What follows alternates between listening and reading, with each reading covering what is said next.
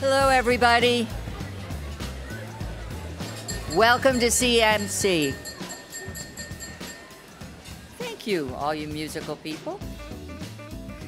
I'm Carol Luper. I'm a member of CMC's Board of Trustees, and I call myself a retired reporter because I don't think News Junkie would look particularly good on there. Very happy to see everyone here today.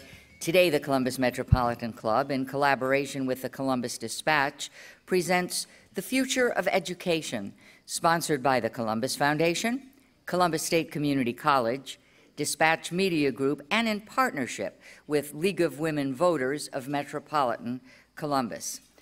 All of those organizations are represented here by many friends and associates, and let's take a moment to thank them and to welcome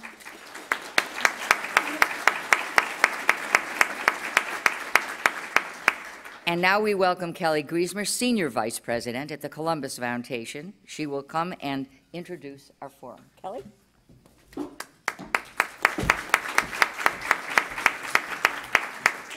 Thank you, Carol, and thank you, Columbus Metropolitan Club, for convening today's conversation.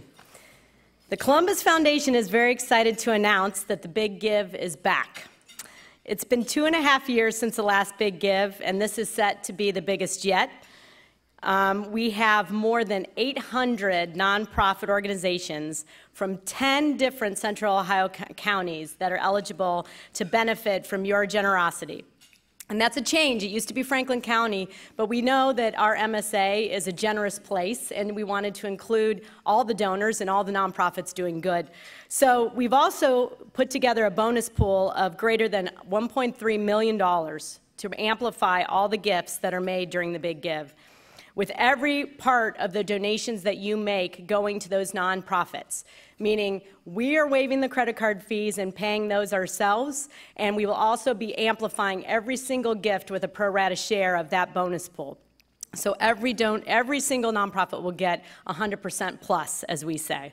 So we're so excited to do this. Mark your calendars. We have those things on the all the table tents out there to remind you, but it starts on October 10th at 10 a.m. and goes through October 11th at 12 p.m. It's a 26-hour giving rally this time because we thought it might be easier to remember 10-10 at 10 until 10-11 at 12. So if you get confused, just count it up. We really hope that you're ready to go big and be kind, show your generosity to all these Central Ohio nonprofits, including CMSC, during the Big Give. And we also hope, if you're looking out there right now, we have an Instagram contest. So if there's a nonprofit, they can pick up a circle at the Columbus Foundation and do a creative Instagram post. And we will be awarding $1,500 grants every day leading up to the Big Give for the most creative entries as chosen by our promotional partners and other foundation partners. So please take a look at watch social media for those as well. And we look forward to your participation. So on to the discussion today. As the world changes around us, we know that technology, society, work, and social norms change with it. While the old world knew reading, writing, and arithmetic, the new world knows coding, collaborating, and culture, and many other things. Education must evolve. How and what that will look like, we hope to get a glimpse of a bit of the future in our conversation today. Please welcome two experts and forward thinkers on education, Ohio Superintendent of Public Instruction, Paolo DiMaria, and leading the discussion today, President and CEO of the PASS Foundation, Annalies Corbin. Annalies, take it away.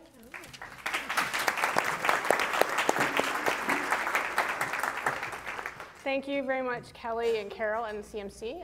On behalf of both Paolo and I, we are very excited to be here today to engage in this conversation about the future of education in Ohio, and more broadly than that as well.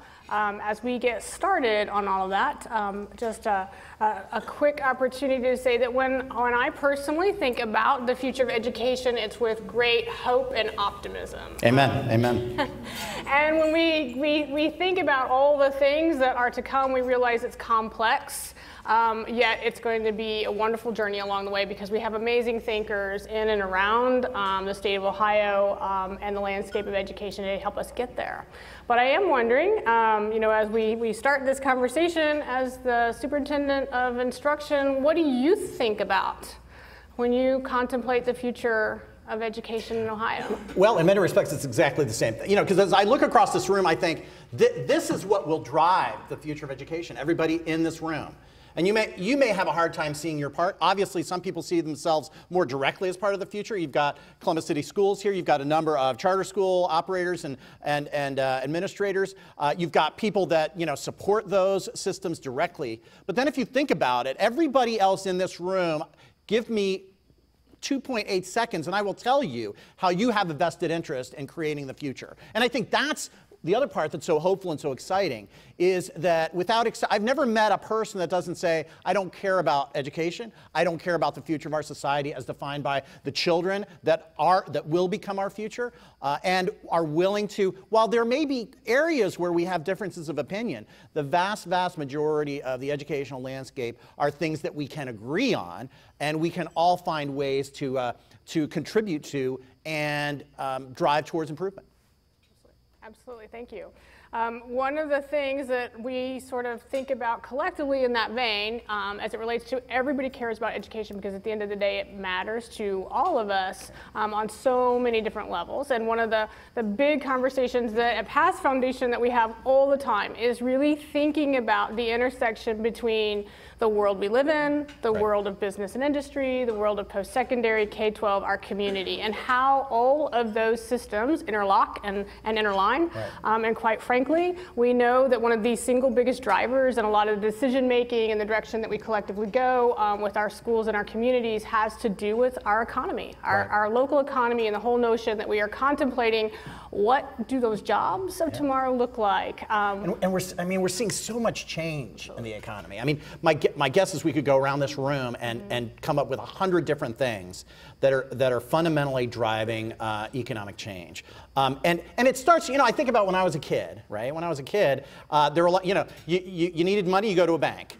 You wanted to book an airline ticket, you called, Delta's reservation counter, you called People's Express, you called TWA, you called Pan Am, most of which don't exist anymore. You had to figure out, you couldn't compare prices, you had to do it all on your own. You called a hotel chain or 3 or 4. So much of what we've seen change. Think of all those reservation specialists at Delta that no longer do that work. Think of all the telephone operators that no longer do that work. Think of the people that used to print the yellow pages that no longer do that work. Think of all the banks that have been replaced by ATMs. I can buy stock without using a broker anymore. Think of the big changes that's made to the financial services sector. Each one of you could probably come up with a dozen different ways that huge sectors of our economy have changed by virtue of technology, the internet, changes in the democratization of commerce. And the problem is, there's just more to come. The things that are going to happen in the next 10 years, the next 15 years. One of the things I distributed was this little one-pager, which when I saw it was one of those graphs that, you have this aha moment and you just want to study it for like an hour because it shows you, what are those jobs that are likely to be automated? What are the relative educational levels of the different jobs that are prone to be automated and not automated? What are their pay levels and so forth and so on? And it just tells the story. Retail is going to be hugely different. Transportation is going to be hugely different. Lots of people who work in these sectors are going to find themselves having to find different ways to support themselves. And this is what our students are walking into. They will either come in at the front end of that change, they will come in the middle of the change, or they will come into periods where there's even more change happening that we can't even graph or understand right now. And all those different phenomena are going to necessitate the education system saying, how can we prepare our students to succeed in this ambiguity, in this change, and still knowing that they're going to be successful, they can be successful, and we want them to be successful because ultimately we're going to be relying on that. And there's a continuous pathway, right? As we think about the growth of workforce and the giant questions that we have around what those industries and the future, if you will, of what we're going to be doing. I mean, we think about it with smart cities right here in Columbus, right? And the variety of things that are on the table right now as concepts and ideas that we have this opportunity to dig right into. We don't really know what the future holds. That's right. That's right. And we see that reflected every day, both in our students and the things that the students can do. I like to think of a lot of the different opportunities for our students and their role in actually being part of that exciting unknown, in the sense of really, really digging in and the things that they can participate in. Right. We had students, for example, yesterday participating in the Singularity University Smart Cities Accelerator. And we're really excited about that because we've not seen students participate in those types of activities before. Yeah. And what business and industry tells us from that experience is we had no idea that these students were capable of not just engaging in the conversation with us, but actually coming up with solutions. We had one of the students who, on the fly, through part of that conversation yesterday, says to one of these teams who is in the accelerator because they have a great, brilliant idea, well, that's really awesome. I could just code that right now. And she starts to pull out her laptop from her backpack. I never cease to be amazed at our students, Yeah. because they will invariably not only meet and exceed the expectations you have with them, but just blow you away in terms of their creativity, their capability to see things from different angles, and to develop interesting, innovative solutions and have interesting, innovative ideas. And part of that, of course, is because they're a different set of students. To your point earlier, we're going to have students entering this continuum at multiple points, but as a system, that system of education, however we want to ultimately define it, the other thing that we know is generationally our students are changing. They're changing all the time, and we have to be able to meet the needs of our students and also meet them where they are based on their experience and their interest in those things that engage them. And this next generation of students, we've not seen anything like this before, seeing all our school folks, and it's exciting. Yeah, it is exciting, and it's exactly that thing about engaging them, right? Yeah. Because students are going to be students and do the things they want to do. The thing I love is that they love to learn. They love discovery. They love exploration. We are not dragging someone in and saying, okay, well, now we're going to force you to do this really uncomfortable thing called learning or discovery. They are predisposed to want to do that. The challenge to us as the adults in the room is to say, how do we take that natural inborn desire to explore and discover and really harness it and catalyze it and accelerate it in ways that are meaningful? Because I think this is where students will be less forgiving of us, is if we don't make it interesting, if we don't make it relevant, if we don't enable it with technology, if we don't recognize and respect their capabilities and their capacities to go out there. Remember, these are all, these are digital natives. They grew up with, they were born with a smartphone in their hand and understanding how to interact with technology on every level. They know that it's a very just in time. If I want to know something, it's funny, I have these kids, my kids are grown now, but I'll have, I'll be with them and we'll talk about something, and you can have answers in seconds about what's this building or what's the history of that or what happened here. So they're very used to going out and finding their information, finding what they want to know, finding what they need to know. They have a certain creativity that I think has been enabled by things like Facebook and social media. They're posting videos, they're reacting to things, they're laughing, they're crying, they're sharing their emotions. You have this socialization that happens in a very different way than socialization happened when I was back in school, and that's not a bad thing. Those are all things, capacities, dispositions, skills, and abilities that we can harness, and I think it's up to us to sort of identify, working frankly with students and listening to them, how do we amplify and take advantage of those natural dispositions in helping guide them and creating those conditions where they can continue to acquire knowledge and skills that ultimately lead them to be successful. And ultimately, that's what our business and industry partners are coming back to us to circle all the way back around as it relates to growth in the economy. They're saying these are the types of folks that we need. I think we have the advantage, too, when we step back and look at the generation in our schools right now, elementary, middle, high school. I like to think of this particular group of kids as somewhat unique in the sense that they are not pilots. Right? So much, if we think about the emerging technology over, let's say, the last 15 years, lots and lots of new things happening all the time, and new stuff happening every day today at a rapid rate. But it doesn't scare these kids because they have lived their entire lifetimes with the expectation not only that we're going to have that rapid change in technology applied to their lives, but it's not in pilot phase, right? They were not the first to have the cell phone. They were not, all of these things just exist for them. And so I think that gives them a sense of fearlessness that we haven't necessarily seen to the same degree before. And again, the example I provided about the accelerator yesterday, those kids didn't think twice about inserting themselves in an industry-based experience and opportunity because they're very comfortable in that space. Right. And that's what dealing with wants. the ambiguity that comes with it, right? I mean, they're adaptable, they're flexible, but which is then a challenge to us because very many of our structures are pretty rigid. You know, we all understand that, and a lot of people will joke about, you know, the way we deliver education in this country is pretty much the same way as we've been doing it for, you know, since the beginning, you know, 200 years ago. Although I will debate that point somewhat. But using that ambiguity, I think you're starting to see the emergence of different ways of education. And those ways sort of break down some of our standard stereotypes. They go beyond the school walls. They engage partners much more seriously. Every one of you, I see many people in this room that are partners in education, even though their tag may not say anything about education.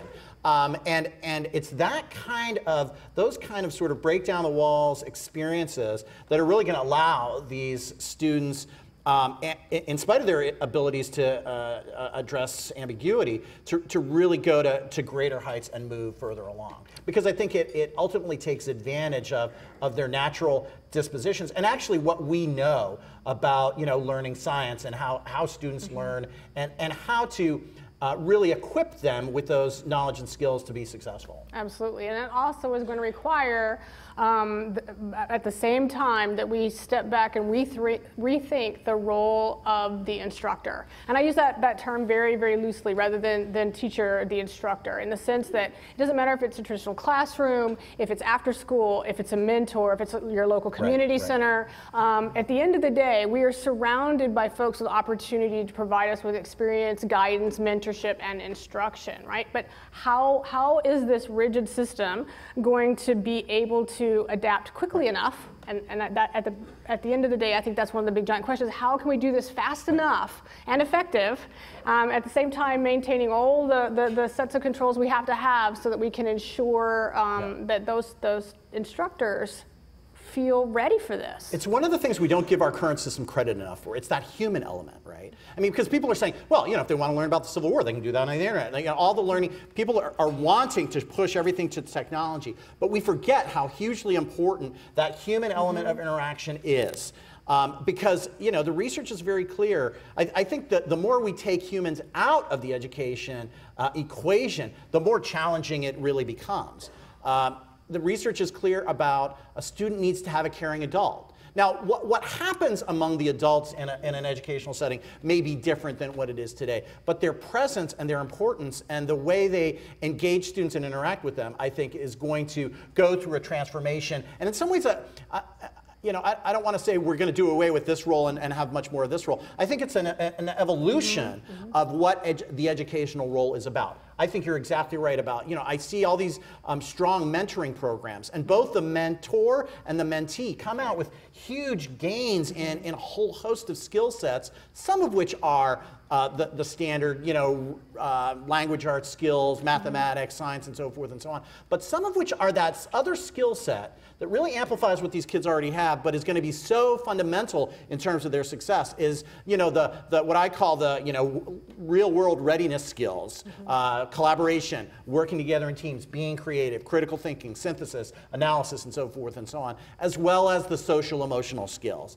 Empathy, self-regulation, persistence, you know, how to deal with ambiguity, how to deal with failure, how to, you know, manage your own emotional state in order to, you know, continue to survive and be successful in the context of a social interaction. So I think you're seeing this evolution of the role of adults and how adults interact with the system, but then you also see an expansion of the kinds of dispositions and skills that we want to amplify and develop in students because those are going to be hugely important in their future success. It is going to be important, but we also have to work on some of the stereotypical mindsets associated with the opportunity, quite frankly. It truly is an opportunity facing all of these students today in the sense that they have a different set of choices to make. And again, you know, as as it relates to those instructors, those mentors, those teachers, helping them also within that set of systems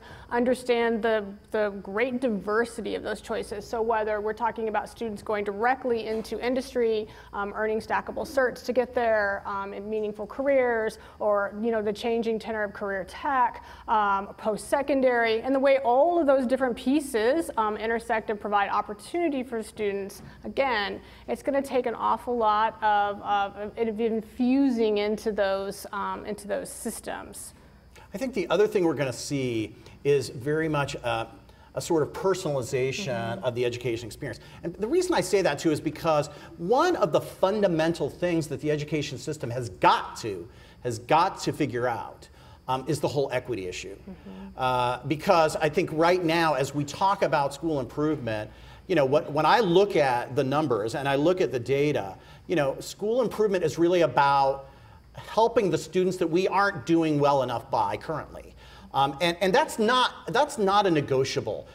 That is an imperative, because everyone comes to the schoolhouse with their own set of experiences and realities. And increasingly, because I want to give credit to the people that are doing this so well right now even, and my job is to help stimulate it, do more, learn more, and keep that iterative continuous learning loop moving forward as we improve practice in this state. Is identifying what are some of those realities and barriers that students bring with them to the classroom. What are the strategies and techniques that help us overcome those barriers, unlock the learning aptitudes of those students in the experience they're about to have in that school setting, or if it's a work-based experience setting or some other learning setting, so that we can make sure that we maximize the opportunity for every student to be successful. And I think we see, even though the average data tends to mask some of the successes that we have, there are places that are doing exactly that, providing the extra supports, providing the, adopting trauma-informed practices, adopting culturally sensitive instructional approaches, creating circumstances that engage the student, overcome their barriers, provide them that additional support to ultimately create the conditions so that that natural ability to discover, explore, and advance can actually take off. So one of the other things that there's been lots and lots of conversation all the time, I know both of us hear this frequently, we'll circle back around to the questions about technology. The recent story talked about all these jobs that are being taken over because of technology, and you and I have had the conversation about technology and new jobs. Based on technology just means new jobs for humans to do that are really important as it relates to all of those components, and all that also translates into very, very early learning and opportunities in the classroom. So how best to manage emerging technology, and back to your question about access and equity and inclusion as it relates to, we're a big state, we've got lots of students here, we've got lots and lots of schools. Right. We've got giant urban schools and we've got very remote rural schools, and how do we help equalize that question? Because it comes up, we get it all the time. Well, I think one of the great things I'm so happy about is that the cost of technology is coming down all the time. So increasingly, you're seeing districts across the spectrum doing one-to-one, whether it's Chromebooks, laptops, whatever, and knowing very well that that technology, again, as part of a broader and integrated pedagogical strategy, instructional strategy, is an important component, and they're doing it. There still are pockets of the state that have issues with connectivity, especially at home. Not in the school buildings. The school buildings are pretty well connected. But so that means some of those opportunities are diminished. But in some ways, I think the offset of that is the school buildings being seen as much more of a community hub. Exactly. Kids will spend more time there. Kids will find places in other settings, whether it's the libraries or even businesses that they're interacting with, to have that access and use it to supplement their learning. And they're also, I think we also, the bureaucracy of education always lags. I think kids are understanding and learning and using technology way before it almost dawns on us about how do we factor that into the educational experience. So part of our job is to watch and understand and learn and get in the heads of our students and in the world around them to make sure what we're doing engages them and is relevant to the challenges that they face, and also the enablement of technology that they're experiencing. Right, and also recognize that almost every single one of our students actually has technology in their pocket, in their backpack, in their purse, right? And that as we think about the role and use of that and how we mentor them to properly use both the device itself, right, and what they're learning through all of that as the key components with all of that. Yeah. So let's talk a little bit about some of the emerging pathways or opportunities that we're really starting to see broadly across the state for students that allow them access into early workforce or career exploration. It's very different than it was 10 years ago. We see it all over the state. Schools talking about pathway programs, talking about career tech, talking about the true opportunities to engage in business and industry very early in their academic career, so that they have a sense of who and what, right, they might want to be. So let's talk a little bit about where we see that going. What impact is that going to have? Yeah, and I think it's also valuable to talk about why it's happening, right? Exactly. I mean, and to me, there are two primary reasons. One is because, hands-on learning is more engaged learning. Yeah. I'm going to learn a lot more about triangles if I'm there building a roofing truss for a house and I have to make the computations about how long to cut the piece of wood. Oh, triangles and calculations now make sense to me. Or if I'm putting in a plumbing line, or if I'm having to compute, looking at an actuarial table and trying to figure out how to price, an insurance policy. The relevancy of that kind of work-based experience or career disposition, and kids also understand that life, has this element of the thing that you do. What is your vocation? What is your passion? What are you going to do? And so that element of relevancy makes for a much more meaningful educational experience, and it's stickier when there's that connection. The other thing, and this is equally as important, is the business community is beginning to increasingly step up and say, not only do we want to be involved in schools, but we have an interest in making sure students know about the things that we do, the things that we need, the kind of skills and dispositions that make for a successful engagement between a worker and an employer, and we're willing to step up and play that role. And I think that's a huge part of it. And so to your question, then, I think we're going to increasingly see that happen. We're seeing it. Many of the urban areas are doing exactly, that kind of thing, converting whole high schools into career-focused academies. They're doing it in Cleveland. They're doing it in Akron. Cincinnati's doing it. Columbus is doing some of those things here as well. And again, part of that's bringing very strong business partners to the table, creating those opportunities. Because it's okay to talk about career exploration in front of a video screen. It's okay to talk about having people visit you that do certain work. But there's nothing quite like going to Nationwide Children's and being a part of a team doing a job, and understanding the requirements, the demands, the camaraderie, the socialization that is required in order to make that successful. And so. And it's not just big employers. Sometimes people have this misconception that only big employers can afford to have interns or do that kind of experience. Even the smallest, we're seeing smaller employers doing a lot because they also see the value.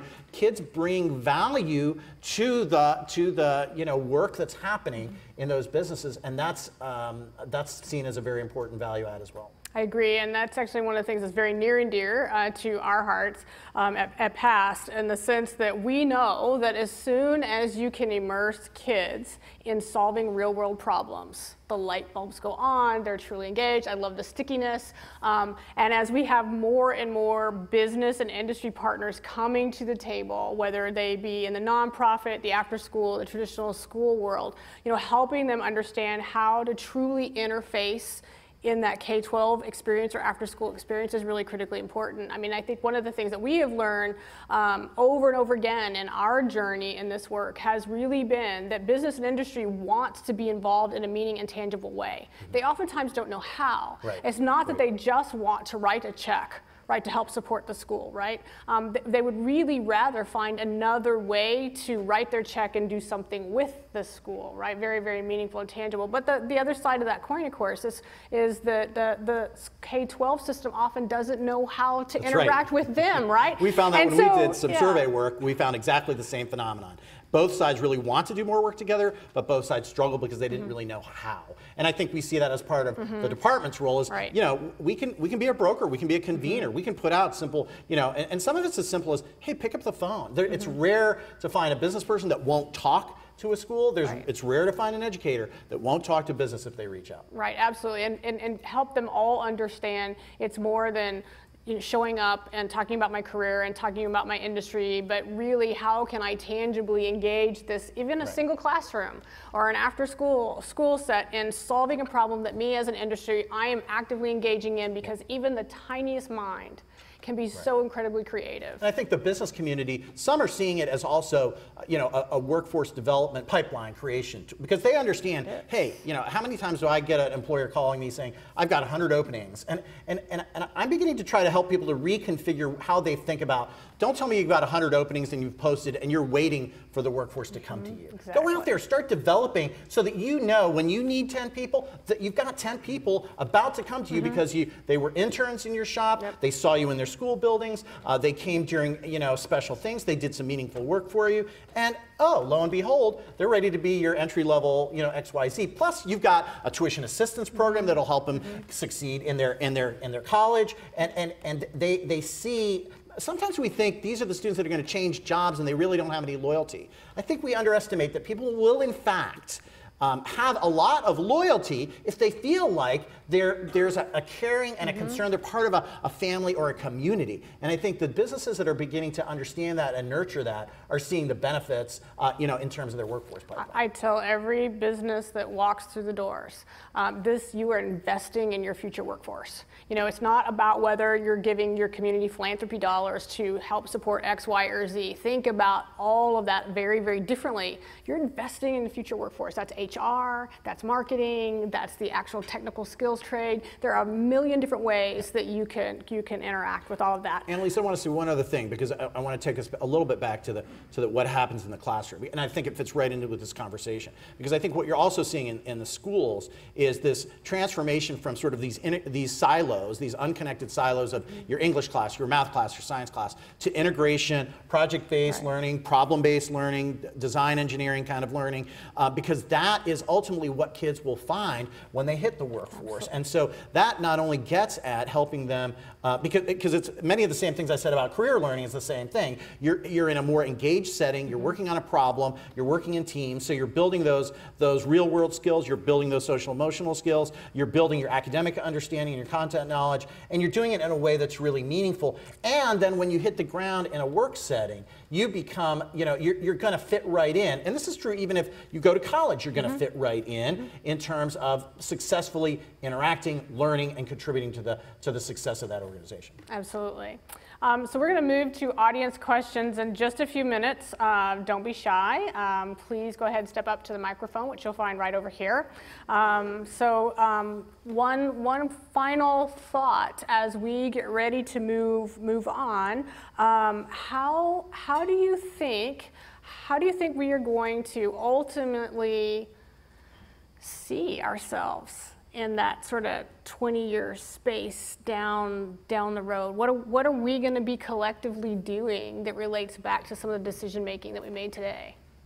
Well, I mean, I think we're going to be doing, we're going to be loving doing things that look a lot more individualized than we do now, right? So I mean, as I think about maybe summarizing what we've just talked about, right? It's first we have to understand the students and be willing to, you know, not only meet them at their own level, but understand that the supports and the care and the climate that we create for them and with them, frankly, is going to be different, and it's going to be very much tuned into the individual realities that they face. How we nurture in them the acquisition of knowledge and skills is also going to be different. It's going to be career-based. It's going to be project-based. It's going to be much more integrated, because we're going to want to engage them more, and we're going to want to show them, and they're going to want to see the relevancy. We're going to bring many more partners to the table. You're going to have healthcare people in your buildings. You might have social service providers in your buildings. You're going to have work businesses in your buildings, helping support the fundamentals fundamental educational experience, but also giving them students a broader understanding of what happens outside school, and also building in them some of the supports and the skills that they need in some of these other domains that will likely serve them very well in college and in the workplace. So I mean, if you try to meld all those things together, the difference of the who, the what, the how, we will do a lot of the same things that we do, but it will look very different, and in some ways be a lot more flexible, which can be intimidating. But I think what we'll ultimately find out is that it's very energizing, because the success that we'll see will make it energizing. Absolutely. It's really my hope that I can walk into a community and say, where is your school? I'm trying to find your school. And the response will be, well, what kind of experience are you looking for? Right? So that we can direct you to the right place inside of our community where school is happening, because it's no longer just a place. The place can still be there, and it's got lots of functions, but really the place is the entire community. It's very broadly engaged. It's fully interactive. Yeah. That's my hope, that I have to look really hard to find what we think about as school.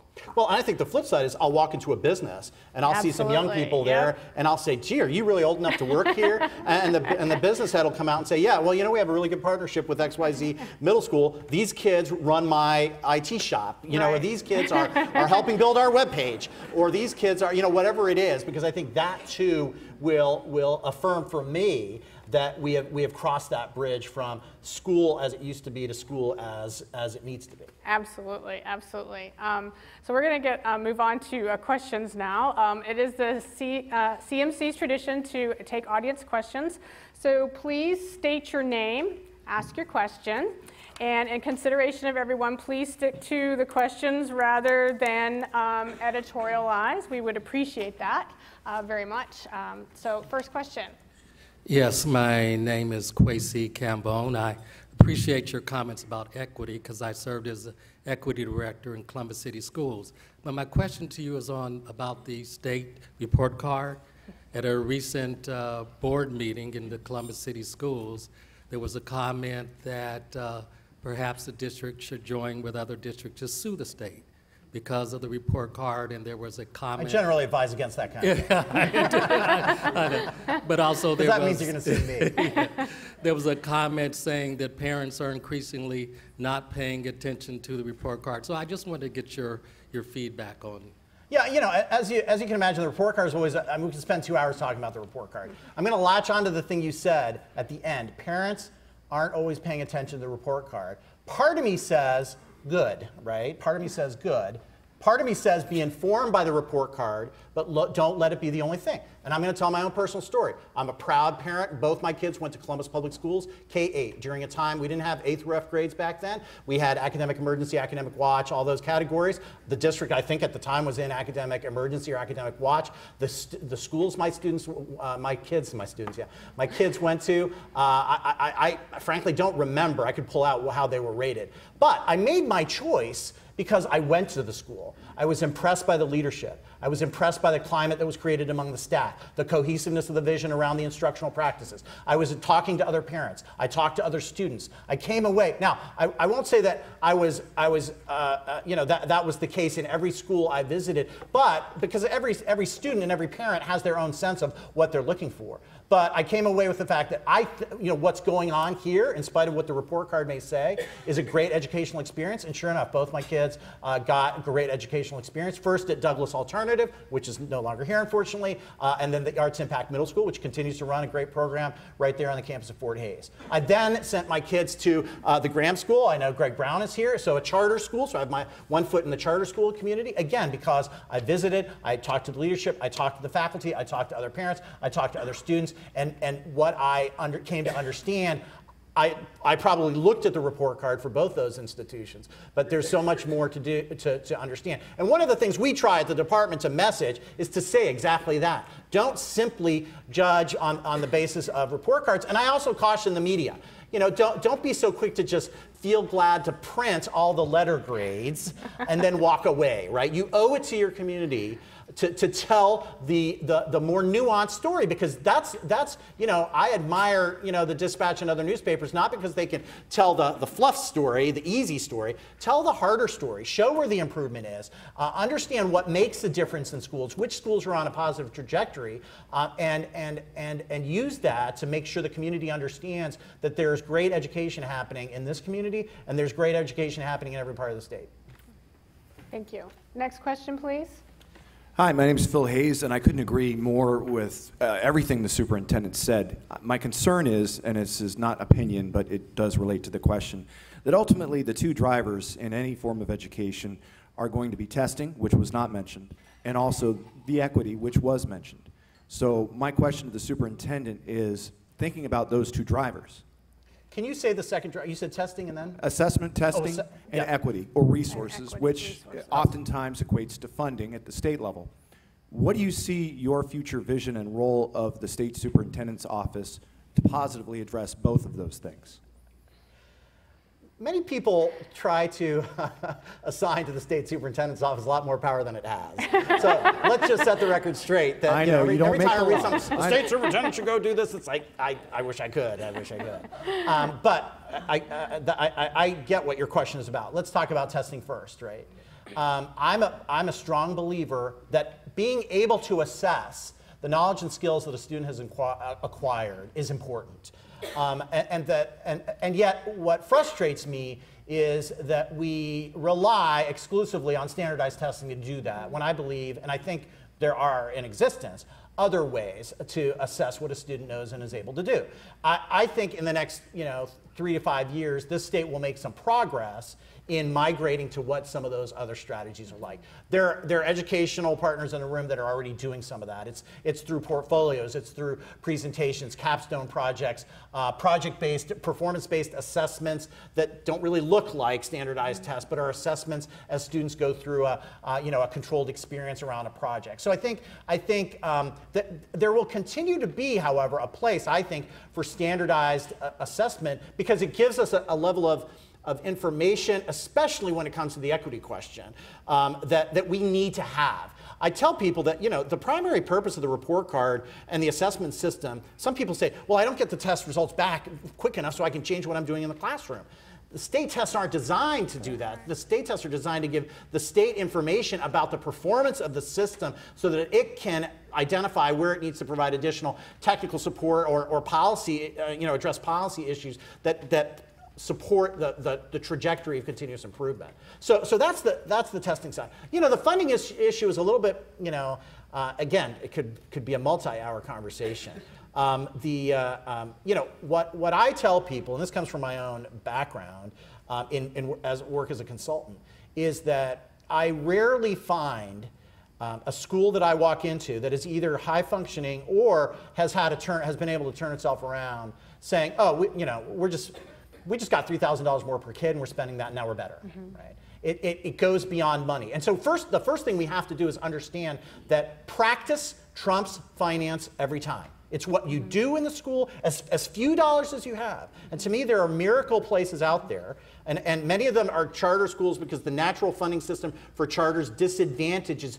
All charters are funded at a lesser rate than traditional public schools. They all work at a funding disadvantage, but yet they do amazing things because they are relentlessly focused on the practice of educating students. So I think the first order of business is to continue to drive ourselves to make sure that the way we're spending the dollars that we do have is in as excellent a way and yielding the greatest return on investment. Because frankly, I think once we do that, it makes it easier to have the conversations about additional funding if you know that the dollars are going to be invested in systems that are already highly tuned in terms of the educational outcomes that they're getting.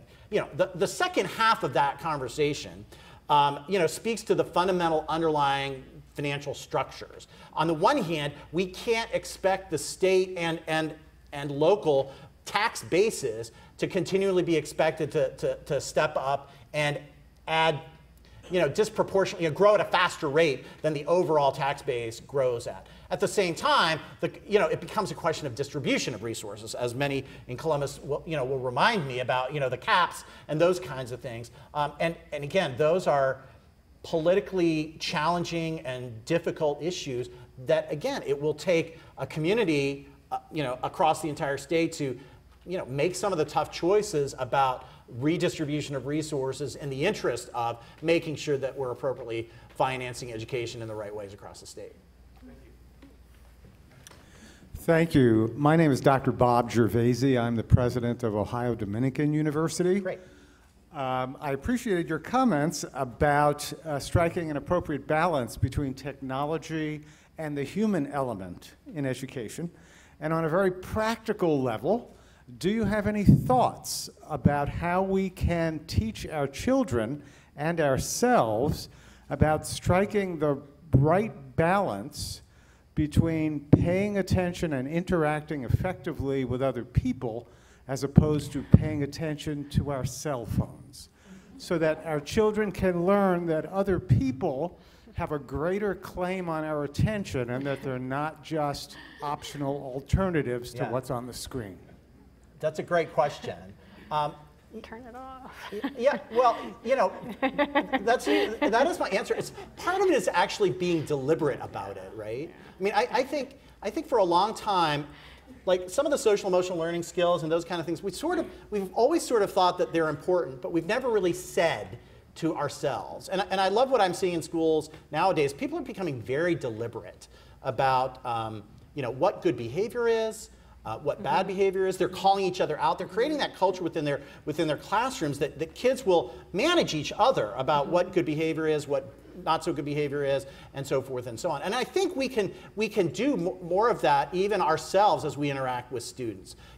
Tell students, hey, look, we're going to be putting you, we're taking you to a nursing home. We're going to put you with some old people who want to hear from you, and we want you to chronicle their history, and we don't want you to do it electronically. So you're going to have to listen carefully, and you might have trouble understanding, but we want you to work together. Help them understand the value of that human interaction, and also then the appropriateness, right? Because sometimes we also don't call people out and saying, you know what? It's just inappropriate that you do that. And when I think about my own self and some of the lessons I learned about what was appropriate and what was inappropriate, it kind of happened in really obscure, kind of below the radar screen ways. And I think we should feel okay to elevate those and say, you know what, it's not appropriate to do this. It's okay that you did this. This is, we'll approach it with a growth mindset. But when you're in this kind of setting and you're doing this kind of thing, it's okay, you got to put that away or behave in this certain way or wear certain clothes or what have you. And that's part of what getting along is all about. So some of it's just being, and I think I love what we're doing in the social emotional space because we're starting to call those things out. What is critical thinking? What is collaboration? What is self-regulation? I had a couple experiences with kids who are so insightful about their own histories. I used to be very, misbehave a lot, and now I know when somebody does this, and I feel myself I know how to, and I think, oh my God, this is so cool that a young student actually understands that. When if you asked me to do that when I was that age, I would have had no idea. Yeah, I would add to that the other strategy I think that's critically important in this is to do those things with your kids and have them do those things with you, because I think there's sometimes a tangible disconnect, right? Your kids can help you better regulate and you can help them better regulate if you both understand fully how we're interacting individually and culturally with that piece of technology. Some of it's modeling good behavior. I have trouble getting my staff to put their cell phones down when they're in meetings with me. That's right, turn it off. Go ahead. My name is Franklin Conaway. I do some teaching from the college level down to the third grade level. Excellent. My question is it still important for students to learn how to write well in the English language? Yes, more than ever. Unequivocally, yes, yes, yes. I still think today that being able to write and communicate well is the single, and Lisa Pat McDaniel's smiling because she knows how I feel about this, is the single most important skill set that anybody can bring to any occupation, bar none. And you're right in pointing it out, because I still think Lisa and I would co-teach classes at Ohio State, and there were some great writers, but there were always those that it was like, just the basic structuring of a good sentence, putting those together in a solid paragraph, putting those together in a reasonable argument that has decent flow, and being able to kind of go from premise to conclusion. It's stuff that we as a system and as a nation can do better on. But yes, it is very important. And at the end of the day, think about the fact that we can't learn a new language. Well, let's use coding and computers as a perfect example if we don't understand the fundamental basics of our own communication system, right? And so I think that that's one of those key things that, context is everything. And the context in our reading and writing and our communication skills are going to allow us to make the leap into the next sets of communications, writing, coding, you name it. They're all related. Yeah. Yeah. I think it's also worth saying that a lot of people, we hear from a lot of businesses saying, well, I need kids that show up on time and are persistent, and they tend to rattle off those real world skills. But the English language arts, mathematics, scientific method, use of technology, those are skill sets that are non-negotiable. We cannot step back and say, well, we really don't need to nurture those because we need these things over here. Those are important. Increasingly mathematics, because you can be a great writer, but if you can't interpret a graph or include a data table in your writing, you are at a distinct disadvantage from everybody else. You need to have enough understanding, especially in statistics and that kind of thing, to be able to not only communicate it, but understand it when you see it. Fundamentals. Thank you. This is our last question. Yep. Hi, I'm Jen Altman. Thank you so much for staying to take my question. My question is about teacher training and retraining. So I love the vision you've laid out, and I'm wondering how you see how we can approach teacher training and especially teacher retraining for teachers who've been, who are in the classroom right now, for a future that looks like what you've described. Thanks. Well, so let's start with the premise that I think Ohio has amazing teachers, and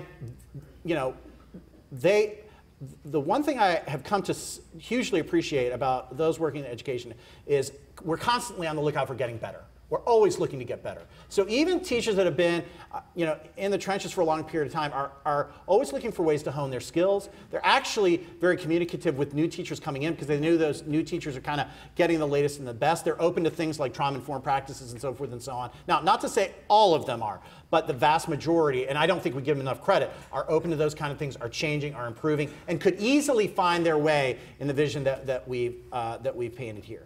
The preparation is also an interesting phenomenon because I think we constantly rack our brains about this thing called teacher preparation and what does it need to have. And I think, again, higher ed gets a bad rap because a lot of people say, I'm not getting teachers aren't ready when they hit the ground.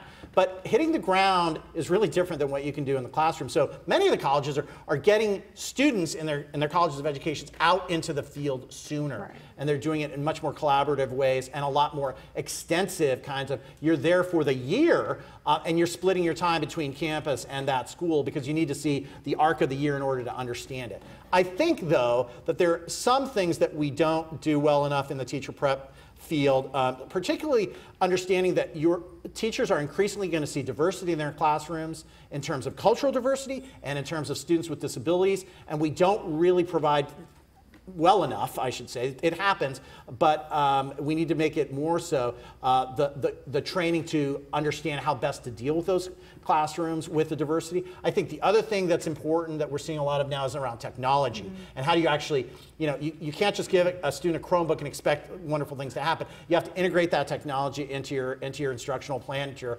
instructional activities, and how to leverage that. But the beautiful thing is people are open to that. They want to learn that. They want to grow their skills. Part of the challenge is the time, how much time we actually find for professional development. And there are some schools that actually build in extra days of professional development, and they reap so many great results just by doing that one simple thing. And I think sometimes going back to the funding conversation, I actually see sometimes it's a trade-off that doing more really solid PD that has a sustained and embedded element to it and sacrificing days of instruction with kids in-house actually is a value proposition that favors the professional development. Yeah. Thank you so much for your question. We could spend probably a whole nother session talking about teacher prep, right? Absolutely, absolutely. So Carol, back to you. Here I am. I hope you enjoyed today's forum. I even have one little question, and that's about Carol. Cursive writing, but that's a whole different issue with the technology. Are kids ever going to be able to read and write in cursive again, or is that lost to us? Stone Age. You can view and share today's forum and all of our forums on CTV Columbus Television, on WOSU, and PBS affiliates statewide through the Ohio channel, and anytime on CMC's website on YouTube. Let's thank our sponsors, the Columbus Foundation, Columbus State Community College, Dispatch Media Group, and partners, League of Women Voters of Metropolitan Columbus.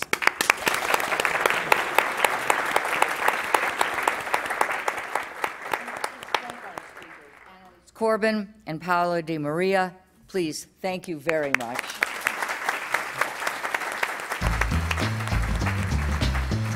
And thanks to all of you for being here. We look forward to seeing all of you here again next week.